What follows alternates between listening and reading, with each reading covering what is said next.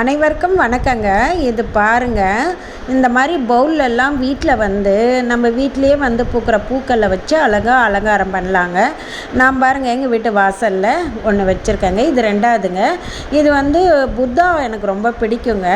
ரொம்ப அழகாக சாந்தமாக வந்து வீட்டுக்கு வந்து எனக்கு வைக்கிறது ரொம்ப பிடிக்குங்க. புத்தாக்கிட்டேருந்து நம்ம நிறைய கற்றுக்கலாங்க. அதனால் புத்தா எல்லா இடத்துலையும் நான் வச்சுருப்பேங்க. இது பாருங்கள், இது மூணாவதுன்னு சொல்லலாம். எவ்வளோ அழகாக இருக்கார் பாருங்கள் புத்தர். இது மாதிரி வந்து இது மூணாவதுன்னும்போது நாலாவது வந்து எங்கள் வீட்டில் வந்து இந்த மாதிரி ராதாகிருஷ்ணாங்க.